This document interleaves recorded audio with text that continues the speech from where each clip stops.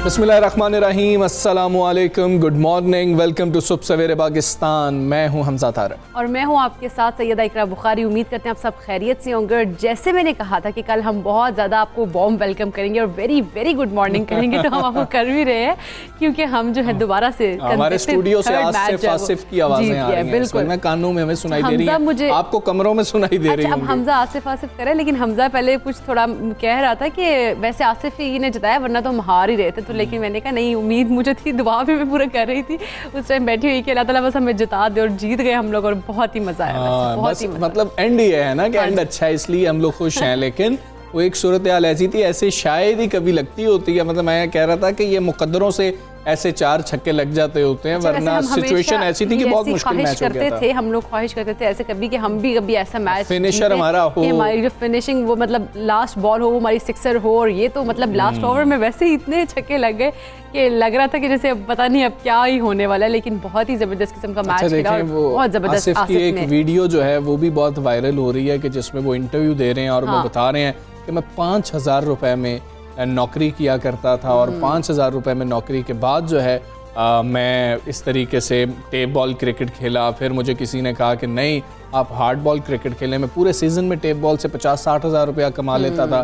फिर मैं hard ball की तरफ चला गया, तो फिर आहिस्ता आहिस्ता ऐसे मैंने मेहनत किया और कई महीने तो मेरे पास पैसे ही नहीं हुआ करते थे कि जब मैंने 5,000 वाली नौकरी छोड़ दी। और वो लोहे का काम था, कहते हैं कि जी कि वो था, और मुझे ग्रीस वगैरह मेरे हाथों पे लगी होती थी। लेकिन हम साहब देखिए कि जो आप कंसिस्टेंटली मेहनत करते रहे तो उस मेहनत का फिर फल कितना ज़बरदस्त मिलता है। आप देखिए कि आज पूरी कौम आप देख लें कि किस तरह से सराह रही है और बहुत ज़्यादा। और ख़ास तौर पे जो उनकी एक वीडियो जो और मुझे बहुत अच्छी लगी है, जो कि पीसीबी ने भी शेयर किया है, वो ये कि और कोई खिदमत मेरे लाइक, वो मुझे बहुत अच्छी लगी है। वो बड़ी बेहतरीन है, वो हमारे पास है भी, वो भी हमने आपको दिखानी है। पहले टॉप स्टोरीज पर नजर डालते हैं, फिर ये सारी गुफ्तगू करते हैं।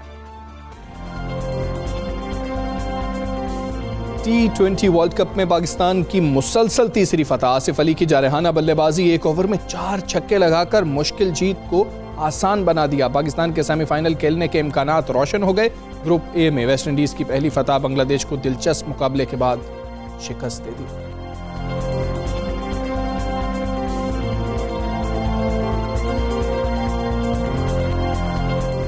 मैट्रिक और इंटरमीडिएट इम्तहानात में नंबर्स की बंदरबांट के असरात सामने आने लगे। मारूफ तालीमी इदारों में दाखिले के ख्वाहिशमंद हज़ारों तलबा एंट्री टेस्ट में नाकाम हो गए। पॉलिसी साजों को तालीम के गिरते मयार पर अमली इक़दामात उठाना होंगे।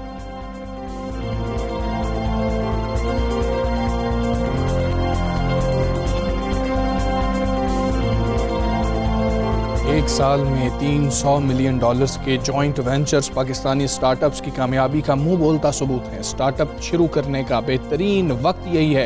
एक अछूता आइडिया आपको दिनों में कामयाब बना सकता है।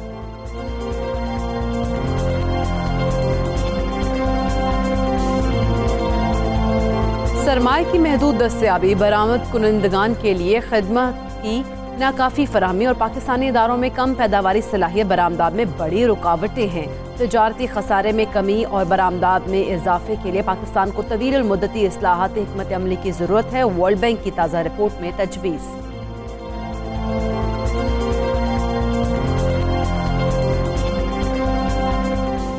जी, तो टॉप स्टोरीज आपने जानी है। इकरा जिस वीडियो की बात कर रही थी कि जो पैगाम उन्होंने जारी किया है बल्ला उठाकर, वो भी हमने आपको दिखाना है। साथ उनके बेहतरीन 4 छक्के भी हमने आपको दिखाने हैं।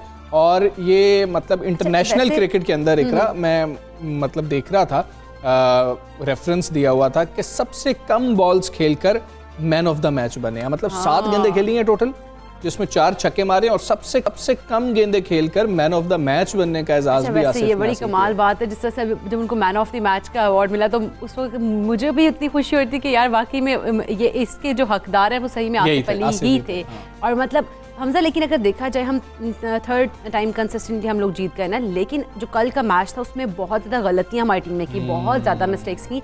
कि अगर ये 4 छक्के ना लगते तो हम हार गए थे ये मैच, हमारे हाथ से हार गए थे, जिस तरह हमारे साथ हो रहा था वहाँ पर मामला। और एक हैरत अंगेज बात थी, हमने आमिर सुहेल साहब भी हमारे साथ होंगे तो उनसे भी हम बात करेंगे उसके ऊपर कि जब मौका ये था तो शादाब को भेजा गया, क्या हसन अली उस टाइम पर बेहतर ऑप्शन नहीं हो सकते थे कि हमें तो वहां पर छक्के चाहिए थे, एक ये फैसला, लेकिन टीम मैनेजमेंट का फैसला है, बेहतर फैसले किए जा रहे हैं, तो ये क्या सोचकर किया गया, इस पर ही बात होगी। अच्छा, लेकिन एक बड़ी अहम चीज़ है यहाँ पर आपको कहनी है कि आप जितनी तनकीद कर रहे होते हैं ना, हम बहुत तनकीद हुई है हारिस रऊफ के ऊपर, बहुत तनकीद हुई है आसिफ के ऊपर, इनकी सिलेक्शन के ऊपर ऐसे ही है। अब माजरत भी उतनी ही बुलंद आवाज में होनी चाहिए, उतनी ही क्लियर होनी चाहिए, उतनी ही ऊंची होनी चाहिए जितना हम क्रिटिसाइज कर रहे थे। तो आसिफ ने जो परफॉर्मेंस दी है, हम सारे जो उन पर तनकीद करते रहे, हमें माजरत भी करनी है, तो मैं तो अपनी तरफ से माजरत करता हूँ कि जी बेहतरीन खेल पेश किया। आमिर सुहेल साहब हमारे साथ मौजूद है, साबिक टेस्ट क्रिकेटर है, पाकिस्तान के साबिक कप्तान है। आमिर भाई अस्सलाम वालेकुम, गुड मॉर्निंग। आमिर भाई, बेहतरीन मैच देखने को मिला, गलतियों पर भी बात कर लेंगे, कॉन्फिडेंस की बात करें, आखिरी गेंद है, शादाब सिंगल लेना चाह रहे हैं, खिलाड़ी इतना दलेर है, वो कह रहा है भाई आधी पिच तक आ गए हो, आधी पिच से वापस चले जाओ, मुझे खेलने दो, और फिर उन्होंने 4 छक्के मार दिए। ये कॉन्फिडेंस आपको कैसा लगा? कॉन्फिडेंस होना चाहिए जी। जब आप पाकिस्तान के लिए खेल रहे हैं तो आप एज ए प्लेयर आपको ये यकीन होना चाहिए कि अगर मैं पाकिस्तान के लिए सेलेक्ट हूँ तो आई एम गुड इनफ, और मैं हर तरह की सिचुएशन को डील कर सकता हूँ, और मेरे में एबिलिटी है, इसलिए मुझे पाकिस्तान के लिए सेलेक्ट किया गया। और उनमें एबिलिटी इसलिए छक्के मारने की है, इसीलिए उनको सिलेक्ट किया गया। और कल उनको ये पता था कि इनके डेंजर बॉलर्स तो अब खत्म हो चुके हैं, अब इनको अपने फास्ट बॉलर्स को लेके आना पड़ेगा। और फास्ट बॉलर्स अफगानिस्तान टीम के इस तरह के थे कि उनके एक्शन इतने पक्के नहीं है और इजी एक्शन नहीं है कि जिसकी वजह से वो गेंद जो है अच्छी जगह पे कंसिस्टेंटली गिरा सके। और उन्होंने ये बात भी की पोस्ट मैच कि मुझे यकीन था कि उनके फास्ट बॉलर इतने अच्छे नहीं और मैं इनको एक ओवर पे 24 भी कर सकता हूँ, तो उन्होंने करके दिखाया। और मैं समझता हूँ कि एक दफा फिर उन्होंने जस्टिफाई किया। और अभी आप जो ये बात कर रहे थे कि जी हम लोगों ने क्रिटिसाइज किया, आप अपनी बात कर रहे थे, देखिए अगर आपने क्रिटिसाइज किया है तो ये प्लेयर जो है थोड़ा सा सोचने पे मजबूर हुआ है कि हमें अपनी वर्थ दिखानी है। देखिए आप तनकीद बराए इस्लाह करते रहें तो आपको अच्छे की उम्मीद होती है। देखिए अगर आप तनकीद ना करते तो आपकी ये टीम जो है जो पहले सेलेक्ट हुई भी थी वो चेंज ना होती, और ये वाली परफॉर्मेंसेस आपको नजर ना आती। बिल्कुल। लेकिन आमिर साहब, अगर हम बात करें जिस तरह से आसिफ की ये परफॉर्मेंस थी, ओवरऑल टीम का मोरल ओवरऑल कितना बुलंद आपने देखा कि इसके बाद हुआ होगा, और दूसरा ये कि बाकी जो दूसरी टीम्स हैं उनको क्या मैसेज गया होगा कि पाकिस्तान जो है वो एंड टाइम पे भी मैच का जो है पासा पलट सकता है? देखिए अब जो प्लानिंग का महवर और फोकस जो है वो आसिफ अली होंगे, बाकी प्लेयर्स भी होंगे, लेकिन अब सारी जो बड़ी टीम है वो ये सोचेंगी कि इसकी वीडियोस देखेंगी कि ये छक्के किस तरह मार रहा है। अब वो इसको डिनाई करने के लिए अपनी नई प्लानिंग लेके आएंगे। अब हमें ये पाकिस्तान टीम को ये करने की जरूरत है कि ये रोज रोज छक्के नहीं लगेंगे। आप के साथ मैच नहीं जीता जाएगा रोज रोज। अब हम लोगों ने मैच फिनिश करके आना है, जिस तरह कल बाबर आजम ने इतनी अच्छी इनिंग्स खेल के गलत मौके के ऊपर विकेट अपनी गवा दी, जब आपको पता है उनका मेन बॉलर है राशिद खान और आउट करने के लिए बॉलिंग कर रहा है और वो आउट करने की कोशिश कर रहे हैं। तो जब छक्का लग गया है शोएब मलिक की तरफ से, तो फिर आप जो है फास्ट बॉलर के ऊपर फोकस करें। और अभी देखें, तो पाकिस्तान के लिए जो अच्छी चीज है, आपने स्कोर चेज कर लिया, अभी 1 ओवर बाकी था। हाँ जी, जी, दुरुस्त बात है। अच्छा आमिर भाई, बाबर की आप बात कर रहे हैं, बाबर के ऊपर थोड़ी सी तनकीद भी हो रही होती है, लेकिन आप क्या समझते हैं कि बाबर ने बहुत अच्छे तरीके से सिचुएशन को समझते हुए, इवन लग ये रहा था कि वो फखर को भी सिचुएशन समझा रहे हैं कि भाई अभी सिचुएशन जो है वो ऐसी है कि बस हमें ये स्कोर गुजारना है, यहाँ पर पार्टनरशिप लगानी है। बार बार दिखा भी रहे थे कि वो फखर से उनका बार बार मुकालमा भी हो रहा है। तो बेहतर तरीके से जितनी इनिंग्स उन्होंने खेली वो आखिरी राशिद खान के गेंद के अलावा बेहतर रीड करते रहे और ठीक तरीके से बारी को लेकर चले। आई थिंक बहुत जबरदस्त उन्होंने अप्रोच के साथ खेला। अफगानिस्तान का एक चांस था, देखिए उन्होंने अपने मेन स्पिनर के 4 ओवर बिल्कुल। और वो कोशिश कर रहे थे पावर प्ले में किसी तरीके से उनको 2 या 3 विकेटें मिले, अगर 3 नहीं मिलती तो 2 विकेटें मिले। उन्होंने भरपूर कोशिश की, इसीलिए वो ट्राई कर रहे थे। उनको पता था कि उनके फास्ट बॉलर इतने अच्छे नहीं हैं और उनको स्कोर होगा, और हमने भी यही बात बार बार की कि आप मेन बॉलर्स के साथ पंगे मत लो, आप जो है इनके फास्ट बॉलर्स टारगेट करो, 2 बॉलर्स को टारगेट करो, आप जो है 150 आराम से चेस करते हो। तो आई थिंक अप्रोच पाकिस्तान की बहुत अच्छी थी। उन्होंने विकेट डिनाई की पावर प्ले में, जिसकी वजह से ओवर कंप्लीट कराने पड़े, और दूसरी ऑप्शन जो उन्होंने इस्तेमाल की राइट आफ्टर पावर प्ले, वहां से स्कोर बनना शुरू हुआ। और जो बाबर आजम समझा रहे थे फखर जमान को, वो काम आया। और मुझे हंसी आ रही थी बाबर जमान ने बाबर ने जब ये कहा कि हमने पावर प्ले को अच्छा इस्तेमाल नहीं किया, जब पोस्ट मैच इंटरव्यू में कहा, तो मुझे हंसी आ रही थी, इससे बेहतर क्या करना है। लेकिन ये एक अच्छी चीज है कि पाकिस्तान टीम में हंगर बढ़ती जा रही है, और उनको पता है कि हमने गेम को इम्प्रूव करते जाना, तभी जाके वर्ल्ड कप हमारे नाम होगा। बिल्कुल ऐसे ही है, लेकिन हम जहाँ पर हम इतनी पॉजिटिव पॉइंट्स को हम कर रहे हैं, वहाँ पे हमें जो नेगेटिव पॉइंट्स हैं उनको भी हाईलाइट करना होगा, कि ताकि आगे जब हम जा रहे हो, बड़ी टीमों से और मुकाबला हो रहा हो, तो हम उससे मतलब हम लोग जो है वो अच्छे तरीके से खेल सकें। जिस तरह से हमने कल देखा, हसन अली को दोबारा कंसिस्टेंटली तीसरे मैच में भी बहुत ज़्यादा उसको मतलब जो रन्स वगैरह है वो उसमें स्कोर जो है वो पड़ा था। एग्जैक्टली।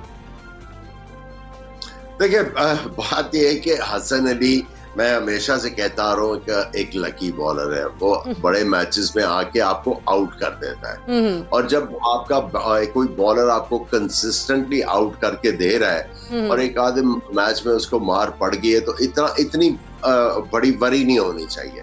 अच्छा, ठीक है। आई थिंक ये सारी सिचुएशन ना आती हसन अली के ऊपर।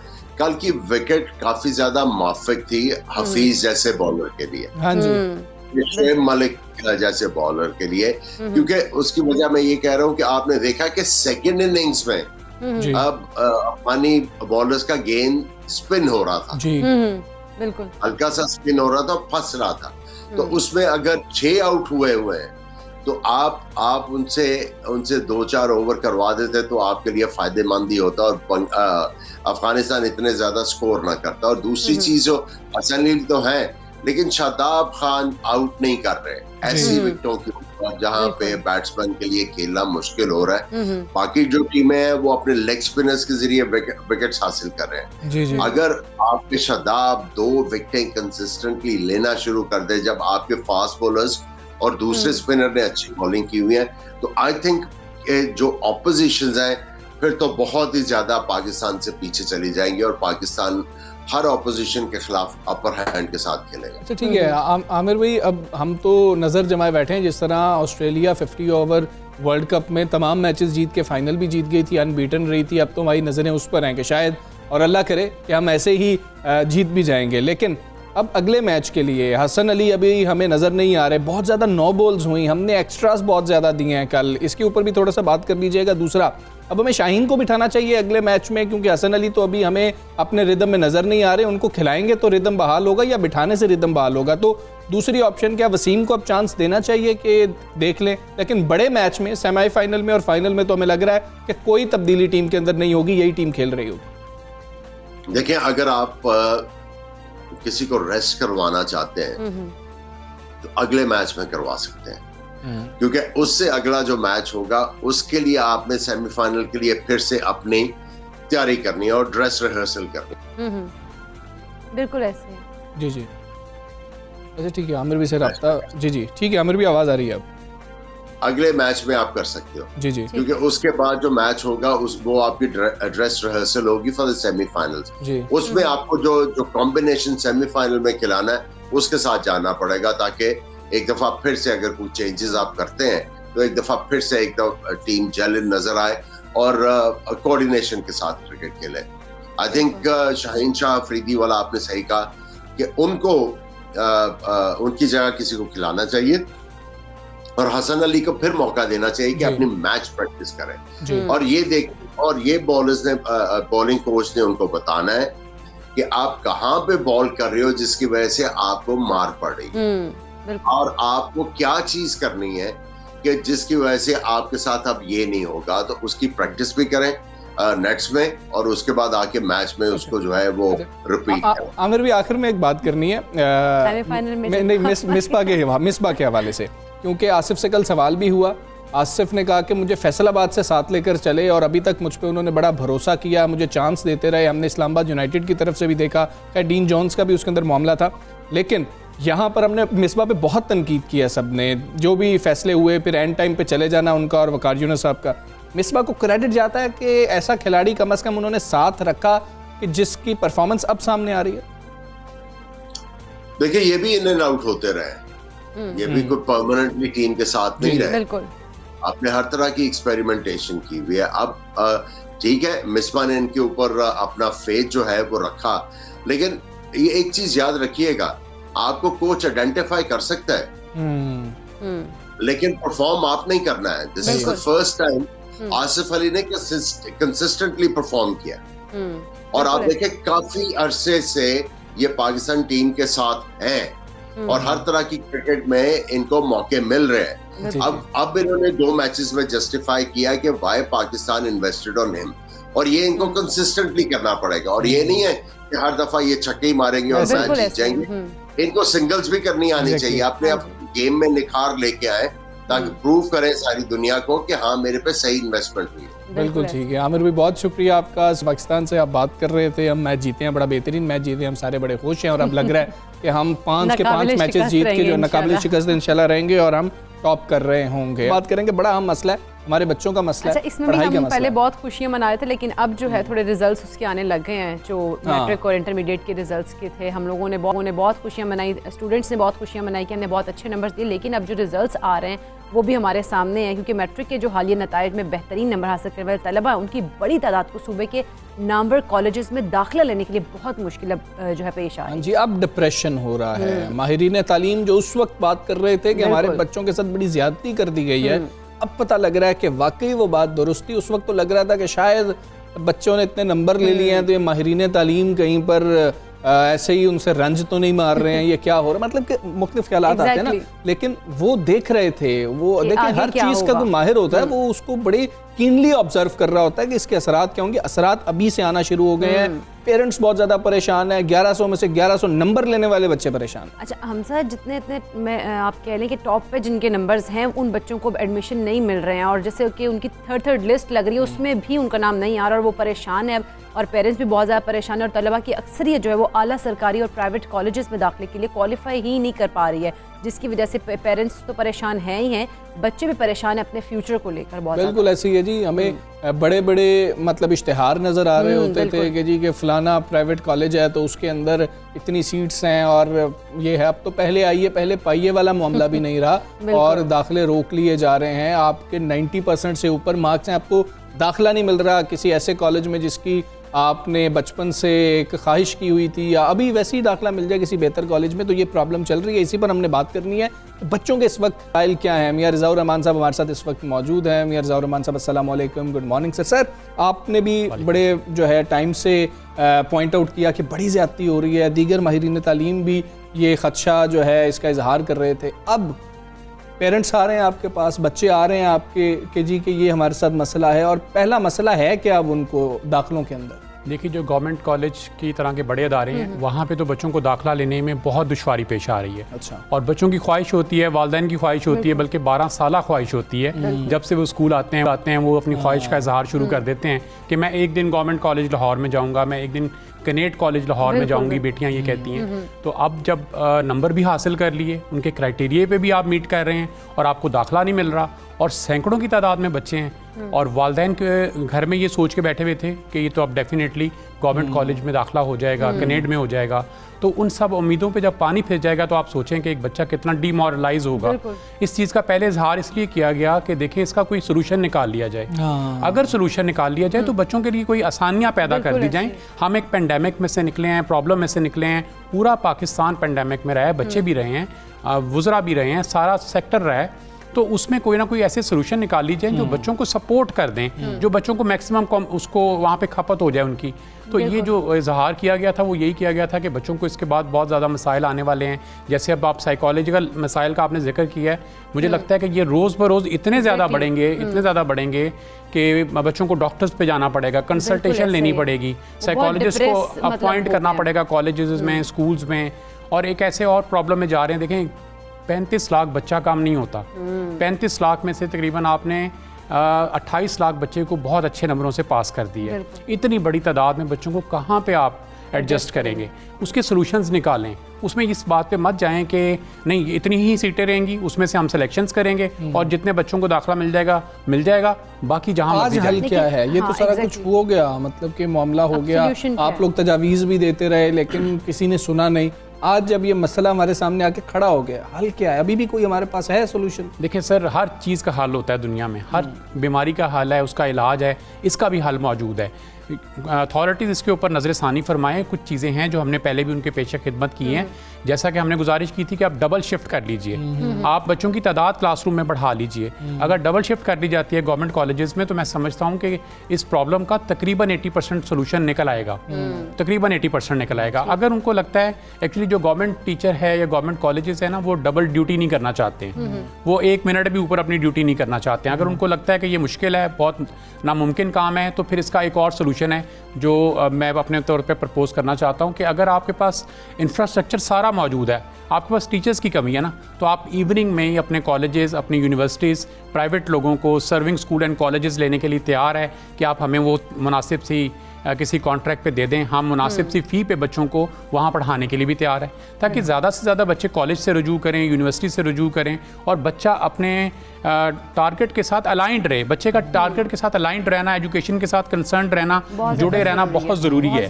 तो ये एक बड़ी अच्छा आसान सा हल है कि आपके पास तो माशाल्लाह यहाँ 60,000 कॉलेज है, तो आप इतने कॉलेजेस के अंदर अपने बच्चों को खपा सकते हैं। सिर्फ पेंडेमिक की सूरत हाल में जब उन्होंने बहुत ज़्यादा ये आसानी की बच्चों के पेपर्स के हवाले से भी किए, लेकिन अब दाखिले की मतलब मर्तबा आई है तो फिर उसमें भी उसी तरह से आसानियाँ कर लेनी चाहिए जिस तरह से उन्होंने पेपर्स और बाकी ओवरऑल अगर इस पीरियड में किया। पेंडेमिक देखिए, प्रोडक्टिव आसानी तो ये है जिससे कोई प्रोडक्टिविटी निकलेगी, जिससे बच्चों को फ़ायदा होगा, जिससे कौम को फ़ायदा होगा, जिससे लॉस रिकवर किया जाएगा, जिससे हम आगे बढ़ेंगे। इसमें देखें गवर्नमेंट के पास बहुत सारे स्कूल हैं। अगर आप यहाँ पे लाहौर में पायलट स्कूल को देख लें, वो 50 कनाल पे है, उसको फौरी तौर पे कॉलेज का दर्जा दें, उसको फौरी तौर पे आगे प्रमोट करें और उसको वहाँ पे आसानियाँ पैदा करें। कि आजकल तो कॉलेजेस को एफिलिएशन लेने के लिए बड़ी प्रॉब्लम्स हैं, प्राइवेट कॉलेजेस को, वो उसमें आसानियाँ की जाएँ। हमारा मकसद क्या है? मकसद तो ये है कि बच्चे पढ़ें, मकसद तो ये है कि इन बच्चों को कहीं ना कहीं एडजस्ट किया जाए। तो फिर जो हमने अपनी सख्तियाँ की हुई हैं या हमने कोई इतनी ज़्यादा SOPs मुकर्रर किए हैं कॉलेजेस की एफिलिएशन के लिए, उसमें वक्ती आसानियाँ कर दी जाएँ, बच्चों को उसमें एडजस्ट कर लिया जाए और इस साल 2-3 सालों को आगे चला लिया जाए। रहमान साहब, आपके पास माशाल्लाह डेटा भी आपने कलेक्ट किया होता है, आप उसके ऊपर स्टडी भी करते हैं और आप आके शेयर भी करते हैं, इसीलिए मैं ये सवाल आपसे करने लगा हूँ कि जो मौजूदा सूरत हाल है, हमारे बच्चे जो पास हो गए हैं, 100% बच्चे अगर हमारे पास हो गए हैं, कितने फ़ीसद बच्चे अगर हमने अभी कोई हिकमत अमली ना अपनाई तो उनको एडमिशन ही नहीं मिलेगा? इसके ऊपर आपने कुछ स्टडी किया, कुछ डेटा इकट्ठा? तकरीबन मेरा ज़ाती अंदाज़ा ये है कि तकरीबन 80% बच्चे हैं जिनको दाखिला ही नहीं मिलेगा। इतनी बड़ी तादाद में बच्चा जब FSC से बाहर हो जाएगा तो आप सोचेंगे कितना बड़ा ड्रॉबैक आएगा, ये बहुत बड़ा स्लम्प आएगा। पिछले सालों में ये होता था कि रिजल्ट अमूमी तौर पर 60% होता था, 60-70 के इन बिटवीन होता था। इस दफ़ा 98% है। इतनी बड़ी तादाद में बच्चे अगर पास हैं तो हमें उनका कोई वे आउट भी निकालना है, वे फॉरवर्ड भी देना है उन बच्चों को, कि उनको ये तो नहीं कहना आप घर पे बैठें या आप कुछ ना पढ़ें।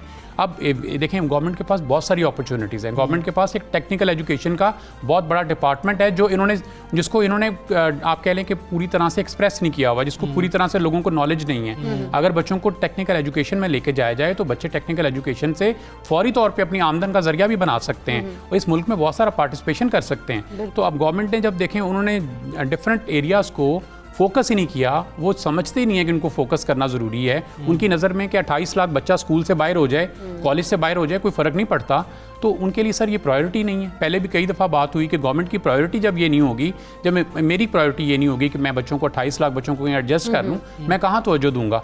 ये वज़रा तालीम तो देखें किस चीज़ के एक्सपर्ट हैं, क्या ये एजुकेशन के एक्सपर्ट हैं? ये तो एक सोशल कॉन्टैक्ट के एक्सपर्ट हैं, ये तो सड़कें, गलियाँ, पुल, नहरें बनाने के एक्सपर्ट हैं। अगर आप इनसे कहेंगे बच्चों के जहन साजी करें, तो मैं समझता हूँ कि ये इनके साथ ज्यादती है कि वो इस काम के काबिल ही नहीं है, और आप उनको ये कह रहे हैं कि बच्चों की जहन साजी का सोचें, लेकिन उनके पास ये इख्तियार तो है ना कि एक्सपर्ट्स को बुला के उनसे पूछ लें कि ये मसला है तो इसके ऊपर हमें आप गाइड ही कर दें। ये इख्तियार तो उनके पास मौजूद है, हर इंसान के पास होता है कि जिस भी चीज़ के अंदर, जिस सब्जेक्ट के अंदर वो वीक है, वो दूसरा जो उसका माहिर है उससे मदद ले लेता है। सर ये बड़ी आसान फार्मूला है, दुनिया भर में ये यूज़ किया जाता है, लेकिन यहाँ पे जो एक्सपर्ट्स को यहाँ पे समझा जाता है जैसे ये ऑपोजिशन है, ये ऑपोजिट है। ये अगर हमारे खिलाफ बात कर रहे हैं ना तो ये ऑपोजिशन है। देखें, जो भी एक्सपर्ट्स अगर ये पॉइंट करना चाहते हैं, उनका तजर्बा है, एक्सपर्ट्स अपने तजर्बे की बेस पे पॉइंट किया जाता है, अपनी क्वालिफिकेशन की बेस पे पॉइंट किया जाता है, अपनी परसेप्शन की बेस के ऊपर उसको कामयाब किया जाता है। हमने आपके प्रोग्राम में, मैं तो एक आम सा छोटा सा प्राइमरी टीचर कहलाता हूँ अपने आप को, मैंने अगर आके हर प्रॉब्लम का सोल्यूशन 15 दिन, महीना, 2 महीने पहले पेश कर दिया है, तो मुझसे तो बहुत बड़े बड़े एजुकेशनिस्ट बैठे हुए हैं जो सारे सोल्यूशंस आपको दे सकते हैं। बिल्कुल ठीक है। लेकिन अब जिस तरह से हम देख रहे हैं कि प्राइवेट कॉलेजेस जो हैं, जिस तरह से पहले हम देखते थे कि उनकी तरफ से एड्स चलाए जाते थे, एक इश्तिहारी मुहिम होती थी पूरी, अब इस बार वो भी नहीं है क्योंकि वहाँ पर भी सीट्स खत्म हो गई हैं। तो वहाँ पर भी कोई गुंजाइश नहीं बन सकती कि प्राइवेट जो कॉलेजेस हैं वही वहाँ पे मतलब कुछ ऐसा कर दे कि बच्चों के लिए वहाँ पे, और अफोर्डेबिलिटी के इश्यूज को भी किसी तरह प्राइवेट कॉलेजेस थोड़ी सी जिम्मेदारी लें या वो नहीं अफोर्ड कर सकते। बड़ी अच्छी बात आपने पॉइंट आउट किया, क्योंकि इस दफ़ा प्राइवेट कॉलेजेस का भी रवैया बिल्कुल डिफरेंट हो गया, टोटल ऑपोजिट हो गया। जो पहले बच्चों को सपोर्ट करते थे, पोजीशन होल्डर्स को सपोर्ट करते थे, वो सपोर्ट से निकल गए हैं। पहले उन बच्चों को कहा जाता था हम आपको 100% स्कॉलरशिप देंगे, 90% देंगे, तो पेरेंट्स के लिए, बच्चों के लिए बड़ी सपोर्ट थी वो। अब वो उन कॉलेजेस ने कह दिया कि हम सिर्फ 2 बच्चों को देंगे, हम सिर्फ 3 बच्चों को देंगे, इस क्राइटेरिया में इतने बच्चों को देंगे। तो मैं समझता हूँ कि शायद उनको भी दिल बड़े करने चाहिए थे। एक प्रॉब्लम थी, एक क्राइसिस था। मैं भी प्राइवेट स्कूल से ही ताल्लुक है मेरा इन्हीं कॉलेजेस से ताल्लुक है, लेकिन ये वक्त अपने पैसे कमाने का, अपने फाइनेंशियल मैटर्स को फोकस करने का नहीं है। ये वक्त अपने बच्चों को बचाने का है, उनकी ब्रेन डेवलपमेंट का जो नुकसान हो चुका है, जो उनके लिए आगे नुकसान आ रहा है, उसको फोकस करने का है कि हम किस तरह से अपने बच्चों को बचा सकें। साहब, आखिर में हम आपसे जानना चाहेंगे कि ये मसला खुदा न खास्ता भी हल नहीं होता। 80% बच्चे हैं जिनको दाखिला नहीं मिलता, नंबर्स उनके 90% से ऊपर होंगे जिनको दाखिला नहीं मिलेगा, बड़ी तादाद में बच्चे अफोर्ड ही नहीं कर सकेंगे। 1 साल बच्चों का ज़ाया हो गया, अगला साल आ गया, अगले साल फिर यही क्राइसिस होगा क्योंकि सीटें तो इतनी रहेंगी। अगले साल वाले बच्चे हैं वो पास होके आ रहे होंगे, ये बच्चे फिर बैकलॉग वहीं पर होगा, फिर प्रॉब्लम आएगी एडमिशन के अंदर। ये तो बहुत बड़ा नुकसान होगा इस साल के बच्चों के लिए। बिल्कुल हमजा, आपने जो पॉइंट आउट किया है, पॉइंट बिल्कुल ठीक है। देखें, जब बच्चा मैट्रिक से आता है FSC में, तो तकरीबन आप कह लें पिछले सालों में 33 से 35% बच्चों को दाखिला मिलता था। इस साल शायद 20% को मिलेगा। और अगले साल उसके बाद जब बच्चा यहाँ से कॉलेज से यूनिवर्सिटी में जाता है, तो सिर्फ 7% बच्चा है जो हायर एजुकेशन के लिए जा सकता है। वो हायर एजुकेशन में जा ही नहीं पाता, वो अपने आप को डाइवर्ट कर लेता है, अपने आप को वहीं पे कॉम्प्रेस कर लेता है या जॉब्स पे किसी और एरियाज़ में चला जाता है। तो हम तो पहले ही एजुकेशन में बहुत लैग करते हैं, और अभी भी अगर हम दोबारा इसी फोकस करते रहेंगे इसी तरह, तो हम कैसे मैनेज करेंगे। गो के गवर्नमेंट ने ऐलान किया है कि हम 19 यूनिवर्सिटीज़ और बना रहे हैं, बहुत अच्छी कोशिश है, बड़ा अच्छी काविश है, लेकिन आप अपना पूरा डाटा देखें कि आपके पास यंगस्टर की स्ट्रेंथ कितनी आ रही है, बच्चे कितने आ रहे हैं। क्या 19 यूनिवर्सिटीज़ आपके लिए काफ़ी हैं? यहाँ पे तो अब प्राइवेट यूनिवर्सिटी खोलना नामुमकिन के बराबर है, और प्राइवेट यूनिवर्सिटीज़ को जब तक आप परमिशन नहीं देंगे, वो आपके पार्टनर्स नहीं बनेंगे, आपके साथ नहीं आएंगे, आप यहाँ पे एजुकेशन का इनकलाब नहीं लेके आ सकते, रेजोल्यूशन नहीं लेके आ सकते। ठीक है, मियां ज़हूर रहमान साहब, बहुत शुक्रिया आपका सर का हिस्सा बने। बड़ा आम मामला है और बच्चों के हवाले से बर वक्त फैसले होने चाहिए, और इसका हल निकालना जो है वो बहुत ज़्यादा ज़रूरी है। सिर्फ उस पर बात कर लेने से मसला हल नहीं होगा, और जो भी स्टेक होल्डर्स हैं उनको गुफ्तगू के दौरान मुशावरत में शामिल करना ये बहुत ज़्यादा ज़रूरी है कि हमारे बच्चों के साल ज़ाया ना हो रहे हों, हमारे बच्चे पढ़ाई से बदजन ना हो रहे हों, दूर ना हो रहे हों। हम एक ब्रेक लेते हैं जी, ब्रेक के बाद वापस आते हैं। Stay with us.